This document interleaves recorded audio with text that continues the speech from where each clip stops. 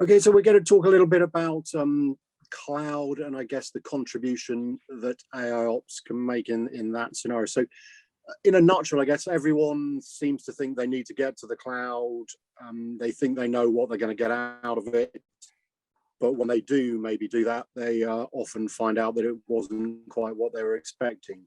Is that quite a prevalent situation, or is that a minority, or do a lot of people get a bit of disappointment, from what they thought they were getting to what actually happened?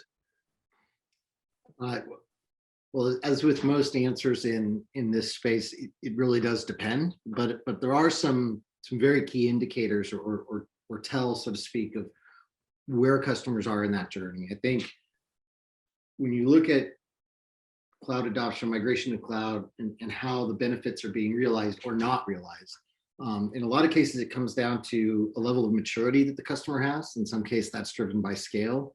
In some cases, it has more to do with how much sort of pre-planning or thoughtfulness they put into their cloud strategy. We have been hearing a shift or seeing a shift from a few years ago was cloud first. And I think in that wave of cloud adoption, there was a lot of realization that it wasn't sort of the panacea of simple and cost effective. It was in many cases failed and or cost far more than was anticipated. I think as customers get more methodical about it, they start to look at the benefits beyond a potential cost benefit, because I think they've realized it's not necessarily cheaper, particularly if you just go at it sort of willy-nilly.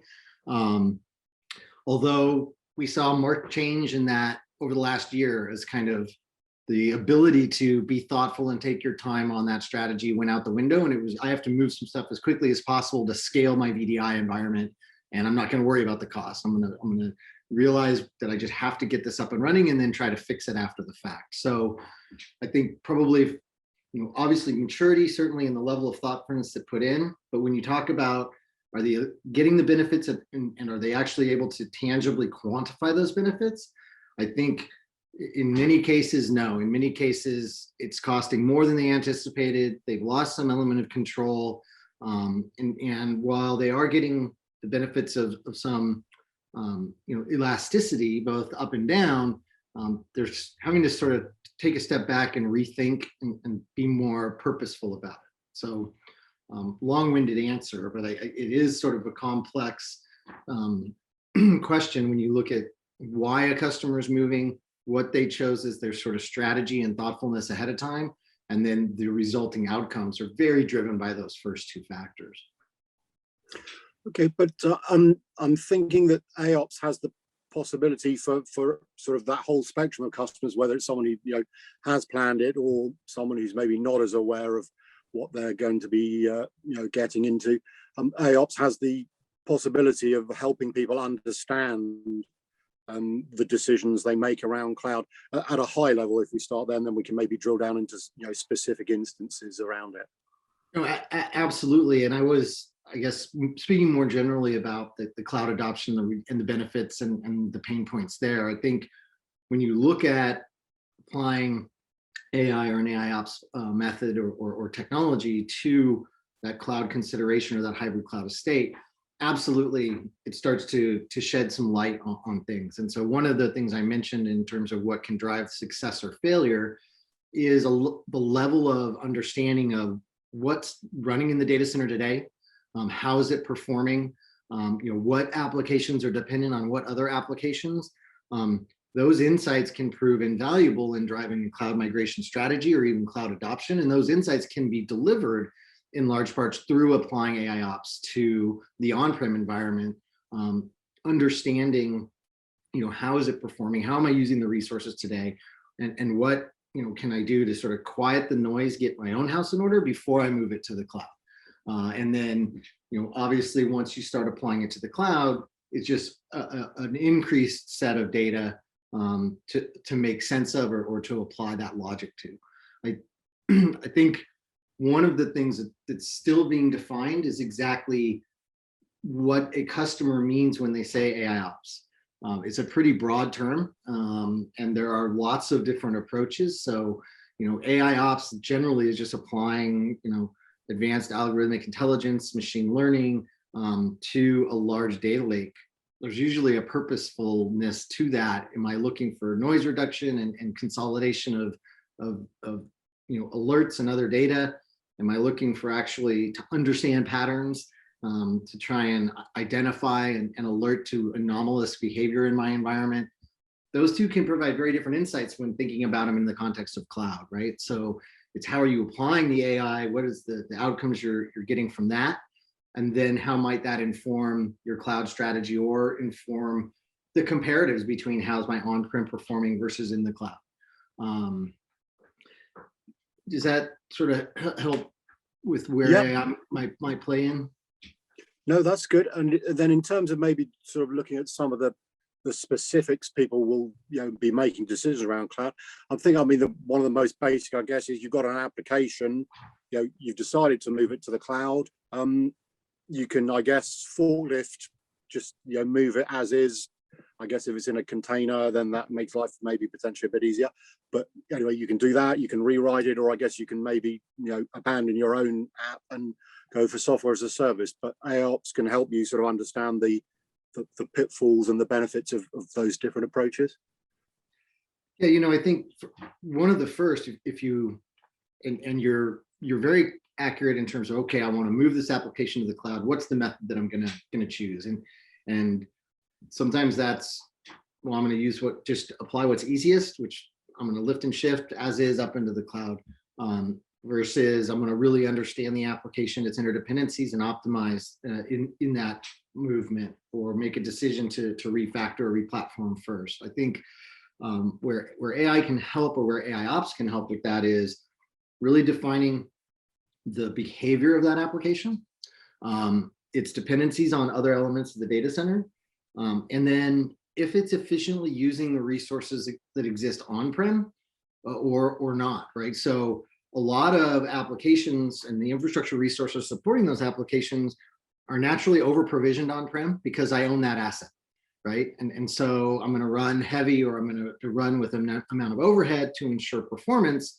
When I move that now to the cloud, which is a variable cost, leaving that sort of bloated application footprint in place when I move just incurs costs and doesn't allow for taking advantage of the benefits of cloud.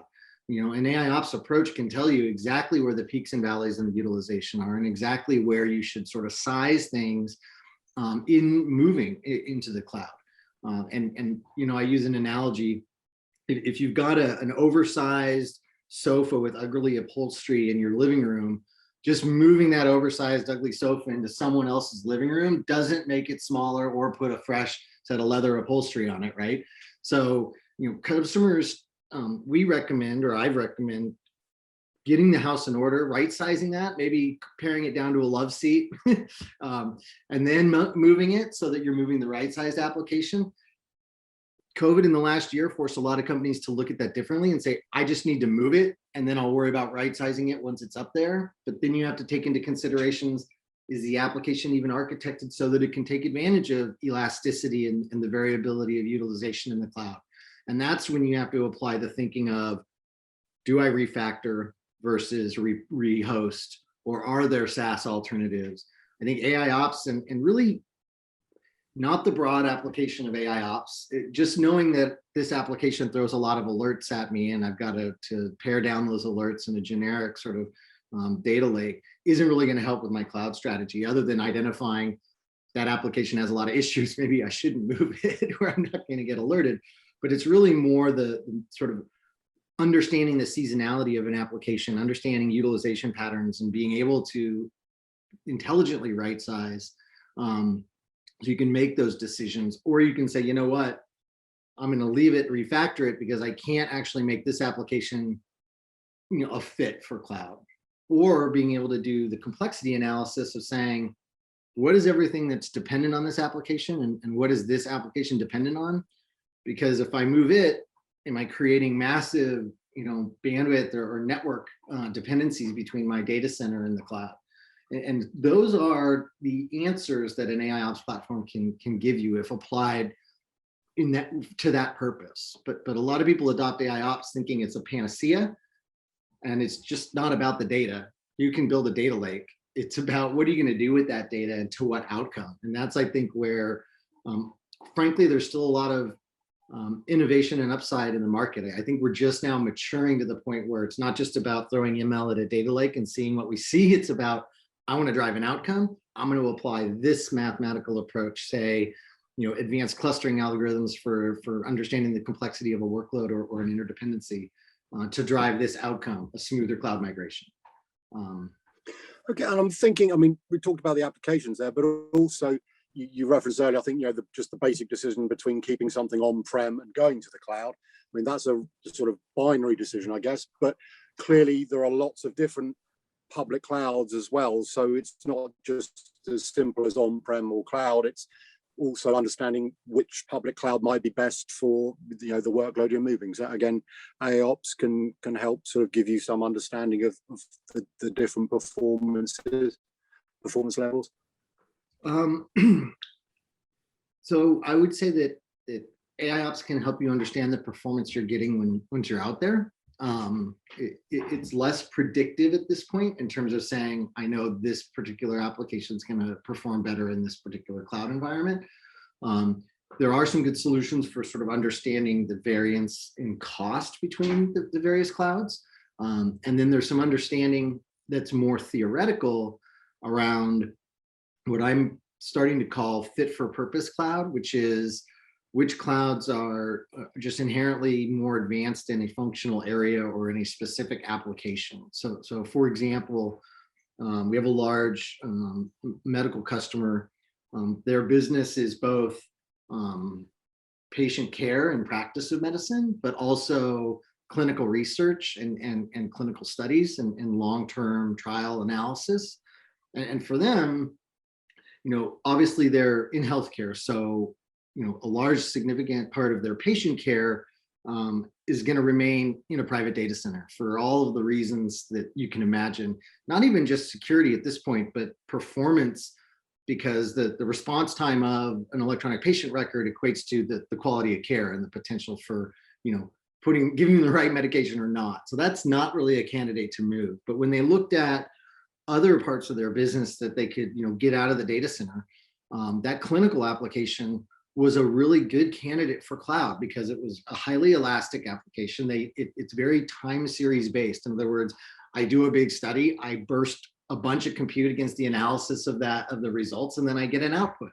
So the elasticity afforded by the cloud is a huge advantage. I can also leverage some of the geolocality to say, the people doing that study are down in Arizona, I'm going to throw it in XYZ cloud that's proximate.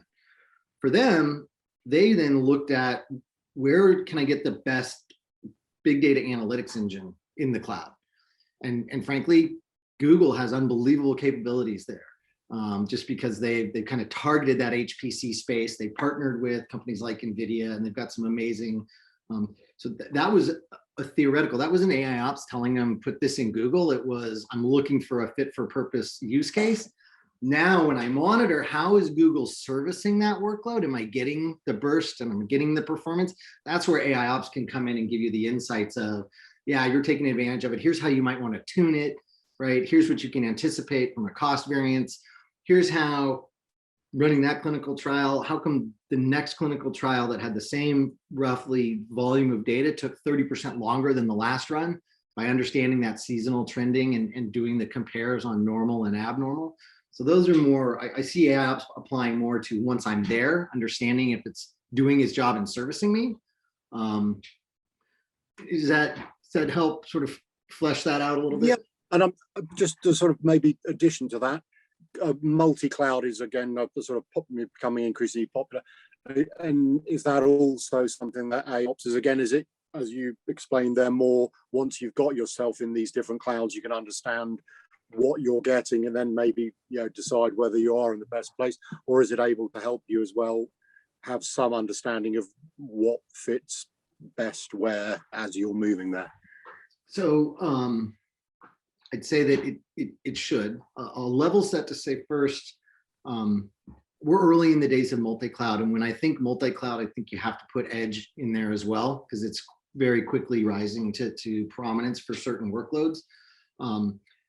I think originally people envisioned multi-cloud as this sort of panacea of, I'm going to run it in AWS today, and then Microsoft's going to come out with something new, and I'm going to move it to Microsoft Azure tomorrow, and then Google's going to get competitive. I'm going to move it to Google, and that whole race to zero concept. And frankly, that's just not the way we're seeing multi-cloud adopted. The cost of egress to get from one cloud to another, obviously they don't want to incent their customers to move out of the cloud. Even more than that, from a technology perspective, the reliance on, say, service libraries that are available in AWS that aren't available in Google, or that aren't as mature in Azure, or some of the microservices available in Google that aren't available in AWS. It makes moving workloads across clouds on an ad hoc basis very, very challenging.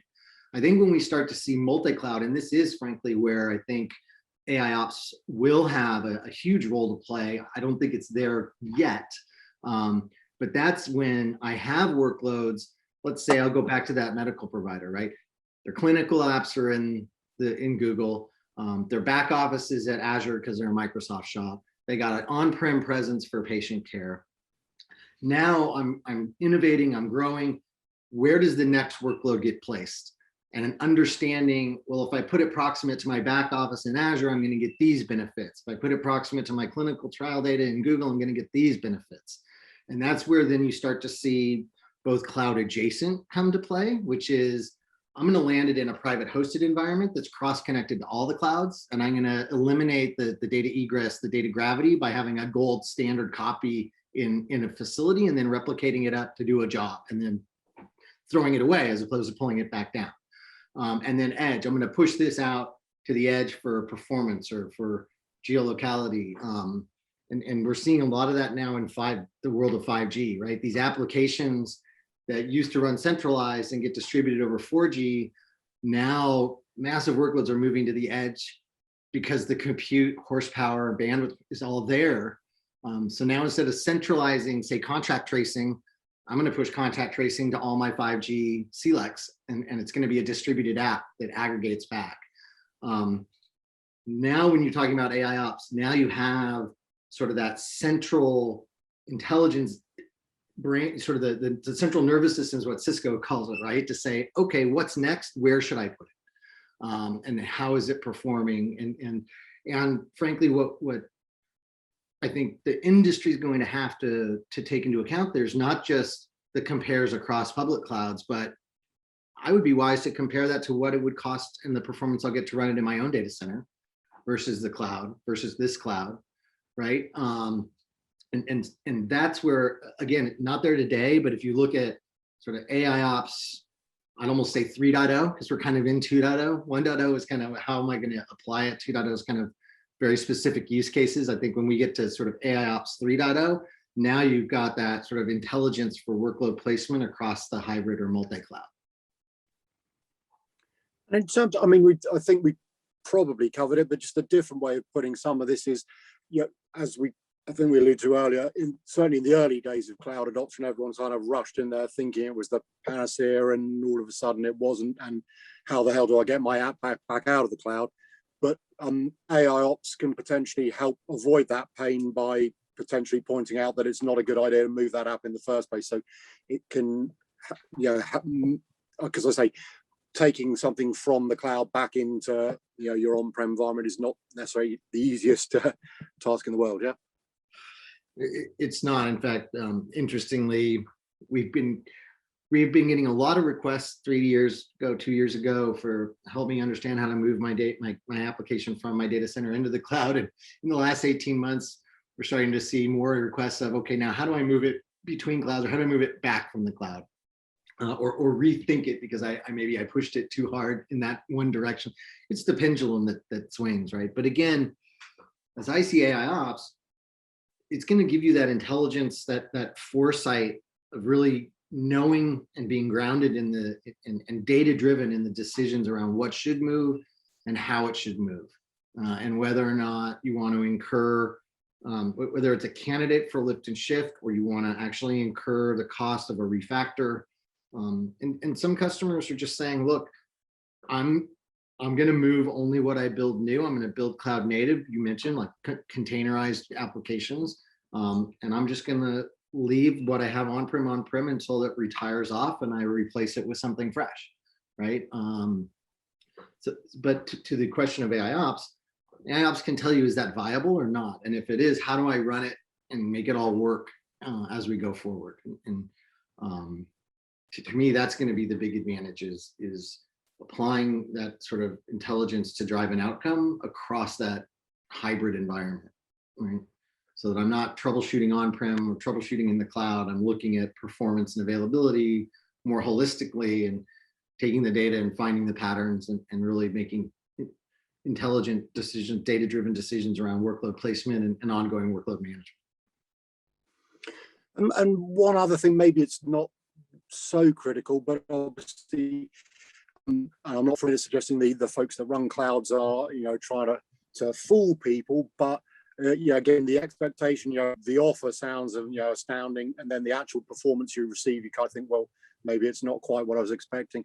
So again, some kind of intelligence can help you understand maybe, what the extra cost would be if you're going to have to, upgrade, spend on infrastructure, performance, whatever, to upgrade so the application runs as you want in the cloud. Is that something that the customers are interested in, or does the cloud work, it says what it does and everyone's that's fine for me?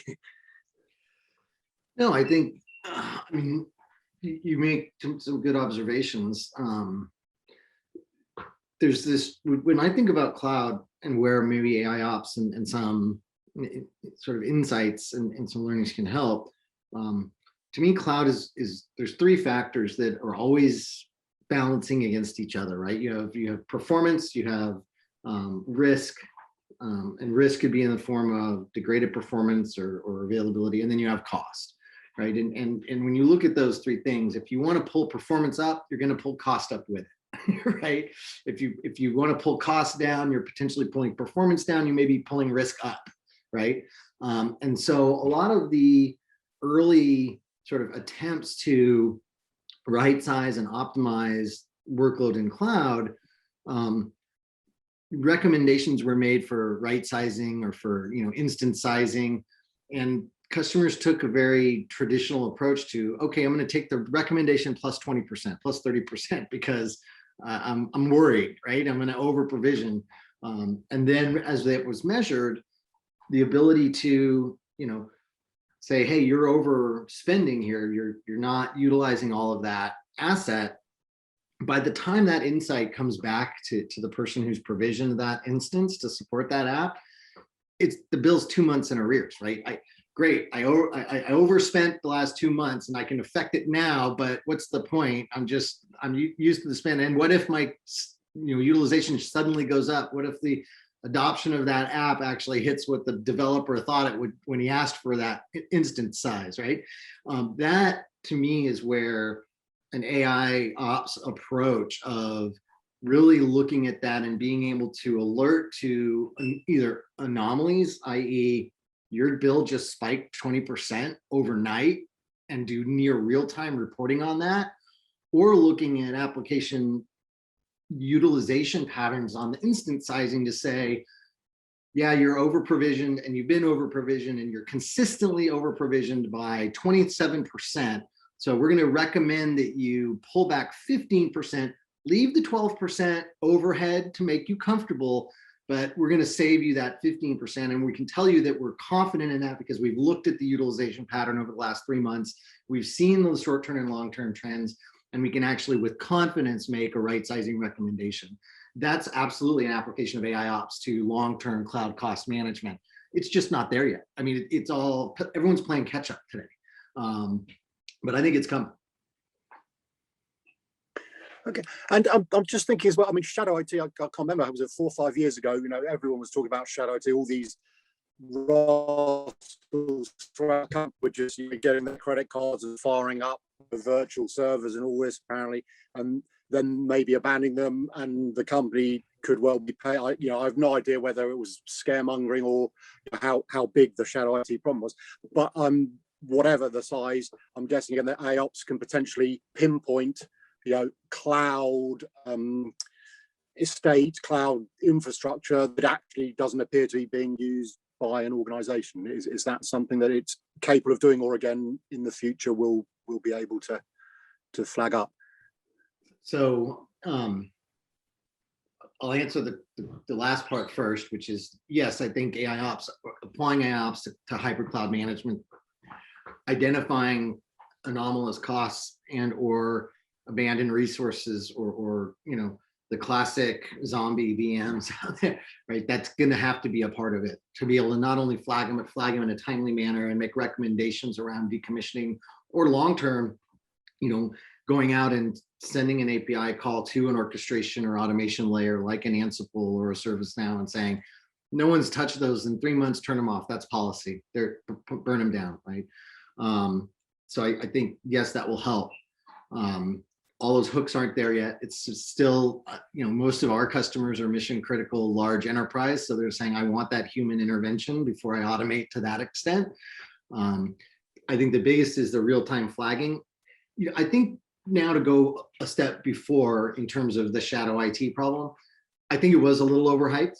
And I think it was that somewhat this sort of fear. Look, I don't believe anyone, shadow IT or otherwise, is being purposefully, malignant or purposely trying to spin up workloads to cost you more money and not get caught for it, right? I think there's generally the developer, the DevOps person, they have the best intent. They're spinning up workloads. They're doing development against it. They're either trying to get to market faster with a new feature function, or they're trying to get greater reach. And then, as is the case with a lot of IT, they get pulled onto another project that moves from dev test into prod, and they just don't go back and clean up after themselves, right? And so you've got these zombie VMs they didn't spin them up just to cost the company money. They spin them up for a purpose. The purpose was served, and they forgot to spin them down again, right? Or they with their best estimates, because they weren't using intelligence, they figured they needed 20 instance type of this type, and in reality, when they got through the dev process, they were using 10 of them, but they didn't go back and rewrite size the environment, right? They had over provisioned it from the beginning. So identifying some of those things proactively and alerting to it and being even ultimately able to take action, I think AIOps will help. But in terms of shadow IT, it sure it exists, but I don't think it was ever, I think it was all around time to market and people trying to get a job done. And then some of the sort of after effects of that were symptomatic of the problem. One thing that I'd be, I'm interested in seeing where the market goes is, we've seen companies that have sort of their traditional IT operations that's still responsible for on-prem running, the mission critical stuff. And they have this DevOps team or this cloud operations team, depending on level of maturity. And they look at them as two separate organizations. And that's part of what I think created this perception of shadow IT, this run the organization versus change and innovate and so forth. I believe those two groups are going to have to come together because the lines of demarcation between on-prem and the cloud are blurring, and you're going to have redundancies, you're going to have inefficiencies if those two groups aren't collaborating. So I think one of the things AIOps could bring to the table is sort of that platform to bring them together around a single source of truth, regardless of where a workload is running, on-prem or in the cloud. And again, not there yet. I think some of the traditional APM vendors are trying to get there from a code level. We will see if Kubernetes and containers is truly going to deliver the promise of that sort of, if I build it in containers, I can run it anywhere, whether it's on-prem or in the cloud, and build me a container-ready infrastructure, whatever that is, because it's still just infrastructure. We'll see, but I believe those two groups are going to have to come together, and I think an AIOps platform that bridges on-prem and the cloud could be a real game changer for making that happen. Okay, I mean, in terms of sort of final takeaways, I think Virtana has the sort of know before you go strapline, which is, but in chatting to you, I guess it seems to be a combination of know before you go is obviously important, but once you've gone, dare I say, the ongoing knowledge and refinement of that, hybrid cloud or hybrid infrastructure, overall infrastructure is equally, if not more important. Is that right? Yeah, absolutely. And it's interesting because, at least for our traditional customer base, and I would define that as, mid enterprise and up, right? So, your mid-size enterprises, your 3 billion up to, enterprise, large enterprise, they are less than 15 to 20% migrated to cloud. Their 80% workloads are still running in the data center. They're trying to understand what more they can move. For them, that know before you go was what they're asking us for. Hey, Virtana, can you tell us what we can move and how to move it and what the complexity and cost is going to be? The day 2 of that is our optimize module, which is, okay, ongoing now, make sure that I'm doing AI-based bill analysis, anomaly detection, resource reclamation, reservation management, looking at long-term contractual opportunities for savings. And that's, we probably hit the tagline know before you go, because that's day 1, and day 2 is right around the corner. In fact, we launch Optimize in June. Because we're just following our customers. They said, help us get there, and now they're there, and they're saying, okay, now manage those costs on an ongoing basis. And then when we get to the end of the year, manage actually ties those 2 worlds together and starts to say, now here's how we apply what we know about the data center to the cloud, and what we know about the cloud to the data center, and give the customers that sort of intelligence behind workload placement on an ongoing basis. Okay, maybe just finally a bit of sort of I don't know, crystal ball gazing, whatever you want to call it. Are you happy to speculate as to, AIOPS have been around for a while. I know obviously Virtana's history, virtual instruments, come from the infrastructure side. There are people coming from all different angles. There's the digital experience people as well that are sort of, in the service management. There's an awful lot of people sort of in this space.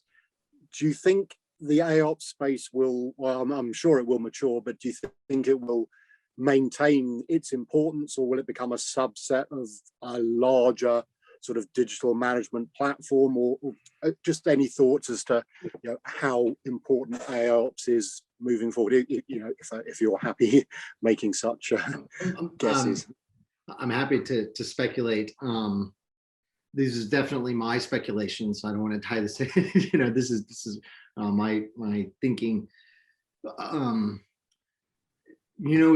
If you look at it in terms of hype cycles and adoptions, I think AIOps as a capability will not only persist but evolve and become almost foundational in whether it's hybrid infrastructure management, hybrid cloud management, whatever the ultimate moniker becomes for the space.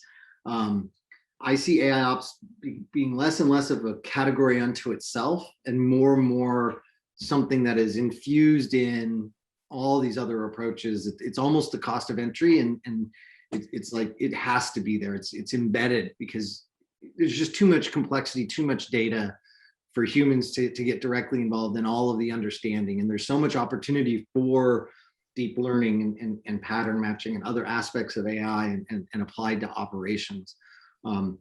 What the big analysts decide to do in terms of categorizations, Gartner's the biggest, and they're still sort of wobbling around between this sort of domain agnostic AIOps, domain specific AIOps, and what is AIOps, and how does it apply to application performance monitoring, and how's that different than log monitoring? Oh, and now I've got user experience and deep trace, and how does that play in? Well, Splunk owns all of it, but none of it's tied together, so you can buy 7 different products that don't talk to each other, but they're going to play AI.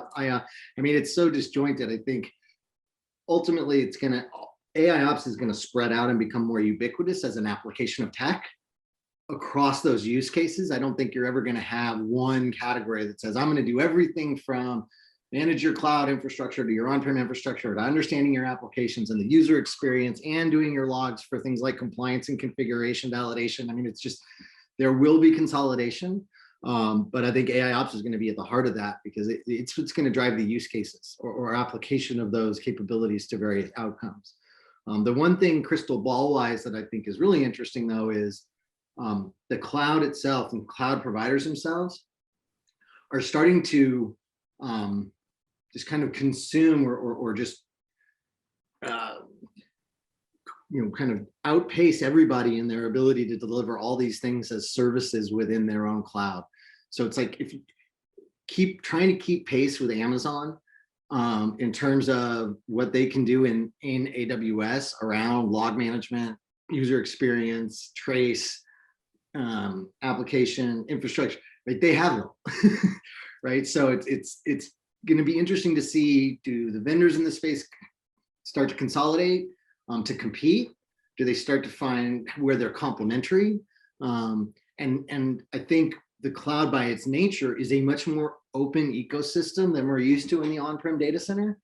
So increasingly, it's not going to be about how much data can I consume and what can I do with it to give you some differentiated outcome. It's going to be, all right, I've got a data lake that's being applied. These things are being applied to create this purpose. What can I share with you? What can you give to me back? How can we interoperate or interact? I mean, our strategy for cloud monitoring is certainly going to be partner with the cloud providers, and our differentiator is going to be what we do with that data and the ability to pull it from all the providers into one data lake and make sense of it, leveraging AIOPS, right? So a little bit of a long-winded answer, but there's some big questions in my mind, not whether or not AIOPS continues to be relevant. I think it actually becomes foundational, but more what's going to happen in the industries that have been built around it that are varied use cases of it and how they start to consolidate, and whether they consolidate in the clouds or in independent vendors or in ecosystems, right? And right now we're taking an ecosystem approach. We're partnered with App Dynamics. We're partnering with the cloud service providers. We have integrations to ServiceNow for the ITSM piece, right? So, I was talking with a partner the other day that said if it's not an open API architecture, it's not future-proof. So that changes the landscape. And probably the final one, bearing in mind what you've described, do you think, I mean, end users may not understand, it as sort of expertly as you've outlined it, but do you think some of them are a little bit, worried because they do see it's an early market and there's a lot of maybe, confusing views and people, different types of companies, and are wondering, if I start with AIOPS, with this company or in this way, in 2 years' time, as has happened with other technology, will I just be left high and dry? I'll have to migrate somewhere else, or do you think that's not an excuse? They should still, grasp the benefits of AIOPS and move accordingly as and when they have to. That's a great question, and you're absolutely right. I'm certainly I'm obviously too deep in the weeds to get out of all the technical jargon, right? I live and breathe it every day. But if I'm an end user in particular, or if I'm someone, even if I'm an IT operator versus a DevOps person versus an application architect, right? I have a different perspective that I'm going to bring to this evaluation. So first and foremost, I would say, dig below a layer below the marketing. A lot of these AIOps companies, or a lot of companies that are making claims to AIOps, sound ubiquitously the same on the surface and are actually doing very different things under the covers, right? And so digging in a little bit, making sure the architecture, both the data architecture from an ingest and egress perspective, but also sort of the analytics themselves have an API essentially plumbed through. You can't go wrong when you're making a choice if that choice can be plugged into other things or the outcomes can be taken and leveraged in other places, right? Take a platform approach of something that can be evolved. Be wary the person that or the company that says they have one ring to rule them all, because I have yet in all of my years experience found anyone who can do all of it. So making sure that if you do make a choice, it's open and extensible, at least to some extent, or it can be servicing a functional area that doesn't need sort of those adjacent areas. And then, pick your starting point. Are you looking, is your primary concern your application code and application performance and end user experience, in which case start in that domain, make your choices, and then look for the extensions there. Are you worried about you're having massive infrastructure challenges and you want to understand that infrastructure from the perspective of the apps and how it's being used, because you want to ultimately move those apps to the cloud and decommission this? pick a platform that's more specific to the on-prem data center environment and understanding infrastructure application relationships, right? I do think AIOPS will continue to be relevant, but again, look a layer below the marketing and make sure there's open extensible architecture so that even if you discover in 3 years maybe that choice didn't have the legs you think, you can get the data out of it or the learnings out of it and pull them elsewhere. Okay, we covered a lot of ground, and it's been really great to chat to you, John. So I really appreciate your time. Thank you very much. No, I appreciate the opportunity and look forward to our next discussion. Maybe in a year we could see if I was accurate or not in my predictions. Yep, we'll do that. No, thanks again. Thank you. Thank you. Have a good day.